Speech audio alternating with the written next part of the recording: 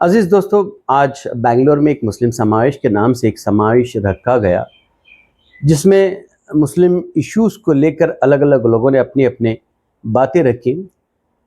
कुछ एक बातें ठीक ठाक थीं और कुछ एक बातें बिल्कुल गैर ज़रूरी थी। हालांकि इस तरह के समावेश होने चाहिए, लेकिन इस तरह की सोच, इस तरह की बातें जब वक्त था, उस वक्त रखने की ज़रूरत थी। वैसे मुसलमानों को जो सियासी बसीरत के साथ में काम लेना था, वो 30-40 साल पहले वक्त था, लेकिन उस वक्त को मुसलमानों ने बिल्कुल गंवाया है। और अब है कि उस वक्त की बातें आज की जा रही हैं। आज जिस तरह के हालात देश और दुनिया में हैं, क्या ज़रूरत है कि किस अंदाज से काम करने की ज़रूरत है, क्या फ़िक्र के साथ में काम करने की ज़रूरत है, ये सोचने की ज़रूरत थी। खैर, ये जो मुसलमानों की मांग है, जो कांग्रेस के वादों को लेकर आज ये समावेश कर रहे हैं, इसके असल ज़िम्मेदार कौन है? मैं खुद जब इलेक्शन के पहले एक मीटिंग हुई थी बेंगलोर के एक इलाके में, वहाँ पर बहुत सारे इंटेलेक्चुअल्स आए हुए थे, अलग अलग जमातों के सरबराह भी आए हुए थे और मुत्तहदा मुहाज की भी ज़िम्मेदारान थे, सिविल सोसाइटीज़ के भी ज़िम्मेदार थे वहाँ पर। और मैंने तकरीबन 20-25 मिनट बातें रखी थी और उन बातों को सभी ने एक्सेप्ट किया और उन बातों को सभी ने पसंद भी किया था। जिन ज़रूरी बातों को मैंने वहाँ पर रखा था, उसकी ज़िम्मेदारी मुझे ही दी गई थी और मैंने तकरीबन 2 महीने इस ज़िम्मेदारी को पूरा करते हुए पूरे स्टेट में मैंने काम किया था।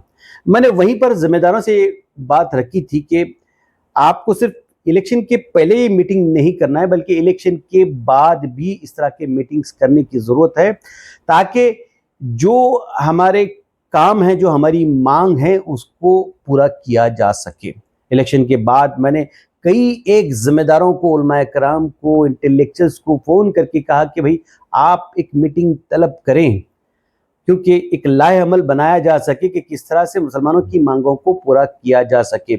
लेकिन अफसोस किसी के कान पर जूं तक नहीं रेंगी, जिसकी वजह से आज हम देख रहे हैं कि इस तरह की समावेश करने की ज़रूरत पड़ रही है। और वैसे दूसरी बात ये है कि ये जो मुसलमानों के मसाइल है, इसको एड्रेस कौन करना चाहिए? कौन मुसलमानों के रिप्रेजेंटेटिव हैं? हुकूमत में रिप्रेजेंटेटिव कौन हैं?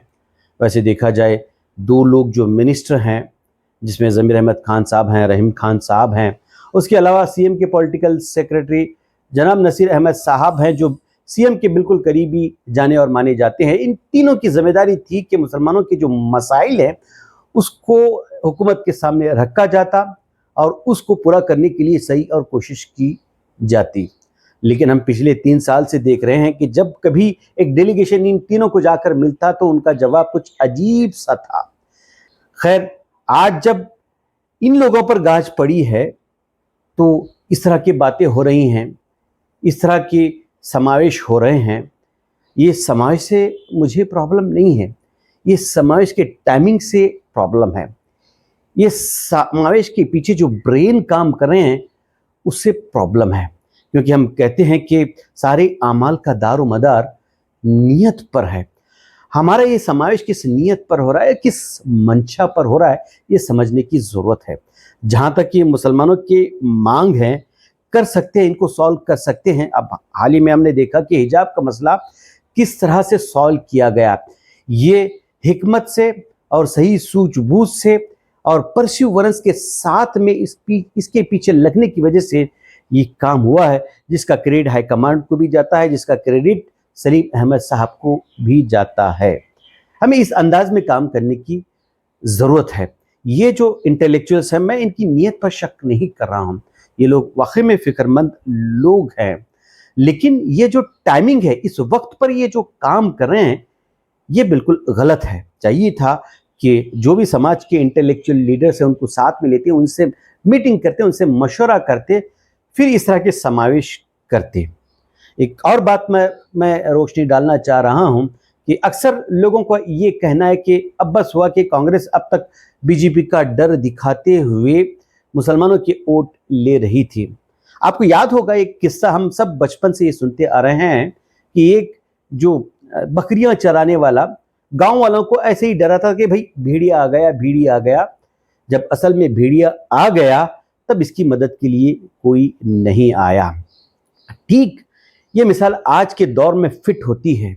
अब तक आप जो कह रहे हैं कि कांग्रेस भाजपा का डर दिखाते आ रही थी, लेकिन ये आपको समझने की जरूरत है, अब भेड़िया आ गया है। अब कांग्रेस को डर दिखाने की जरूरत नहीं है, आपको खुद समझने की जरूरत है कि अब भेड़िया आ गया है, अब क्या करना है। हम देख रहे हैं कि आसाम के इलेक्शन के बाद किस तरह के हालात पेश आ रहे हैं। हम देख रहे हैं कि जहां जहां कांग्रेस कमजोर हो गई है वहां पर क्या हालात है। हमने पिछले दिनों पहले जो एक आलिम दीन को इस तरह बात करते हुए सुना कि वो कह रहे थे कि देखिए कि दिल्ली में क्या हुआ, देखिए कि आसाम और वेस्ट बंगाल में और दीगर रियासतों में काम क्या हुआ जहां पर मुसलमानों ने कांग्रेस का हाथ छोड़ दिया। मैं उन मौलाना से ये कहना चाह रहा हूं कि वहां पर आपको ये सोचने की ज़रूरत है वहां पे मुसलमानों के क्या हालात हैं, मुसलमानों की क्या परेशानियां हैं। जहां जहां कांग्रेस कमज़ोर होती जा रही है वहां पर मुसलमानों पर दुश्वारियां और परेशानियां भी बढ़ती जा रही है। हमें कांग्रेस की ज़रूरत है, हमें सेकुलर क़ुव्वतों को मजबूत करने की ज़रूरत है। आप देख रहे हैं कि किस तरह से लोग बीजेपी का दामन थामते हुए जा रहे हैं। 10 एमपी राज्यसभा के एमपीज जो सेक्युलर वैल्यूज की बातें कर रहे थे वो भाजपा में शामिल हो गए ईडी और सीबीआई के डर की वजह से। इस तरह के हालात देश में बने हुए हैं। हम हैं कि जज्बाती नारों के पीछे लग गए हैं, जज्बाती भाषणों के पीछे लग गए हैं।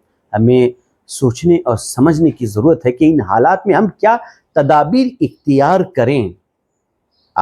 मैं बहुत सारे भाषण सुना, अजीब अजीब बातें कर रहे थे कि हम पूरे रियासत कर्नाटक में दौरा करेंगे, हम दूसरे बस बदलेंगे, ये 10 बस छोड़कर वो बस में जाएंगे। नुकसान किसका होगा? आपके सामने पूरी रियासतों की मिसालें मौजूद है। हमें इस तरह से जज्बात में काम करने की ज़रूरत नहीं है। मेरा आग्रह तमाम इंटेलेक्चुअल से है, तमाम आलिम दीन से है, तमाम सिविल सोसाइटीज़ के लोगों से है कि आप जज्बात में न आए। हो सकता है कि मेरी बातें आप सहमत न करते हो, लेकिन फिर भी हमें मिल बैठकर बात करने की ज़रूरत है, क्योंकि हालात हम देख रहे हैं। अगर हमारे फैसले कुछ गलत हो गए तो इसका खमियाजा और नुकसान आम अवाम को और मुसलमानों को भुगतना पड़ेगा। ये जो लोग बड़े बड़े बातें करते हैं, बड़ी बड़ी कारों में घूमते हैं, इन लोगों को कुछ होने वाला नहीं है। जो मजदूर पेशा मुसलमान हैं, गरीब मुसलमान हैं, उनको भुगतना पड़ता है। ज़मीर अहमद खान जैसे लोग वो तो किसी और देश में भी जाकर बस सकते हैं, उनको कुछ परेशानी नहीं है। मुसलमान जो दौलतमंद हैं, मुसलमान जो बड़े बड़े सियासतदान हैं, उनको कोई परेशानी नहीं है, वो कहीं पर भी अपना बचाव कर सकते हैं। लेकिन तकलीफ होगी तो आम मुसलमानों को होगी। अब भेड़िया आ चुका है। होशमंदी के साथ, समझदारी के साथ हमें फैसले करने की ज़रूरत है। अब हम ये बातें नहीं कर सकते कि भाई इस पार्टी ने क्या किया, उस पार्टी ने क्या किया।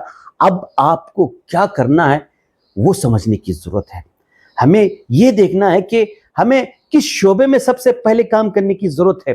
हमें मुसलमानों को एजुकेशन में मजबूत करने की ज़रूरत है, हमें मुसलमानों को इक्तिसादी तौर पर मजबूत करने की ज़रूरत है। हमें सिर्फ और सिर्फ सियासी बातों में अपने आप को उलझाए रख कर मुसलमानों का मुस्तकबिल ख़राब करना नहीं है।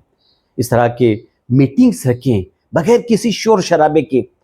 हमें मिल बैठकर इस पर गौर व फिक्र करने की ज़रूरत है। खुसूसी तौर पर उलमाए दीन से मेरी आजिज़ाना दरख्वास्त है कि हालात को समझें कि इन हालात में मुसलमानों को क्या हिकमत अमली इख्तियार करनी है, इस पर पूरी तौर पर सोचने की ज़रूरत है। आपने मुझे सुना, बहुत बहुत शुक्रिया। आदाब।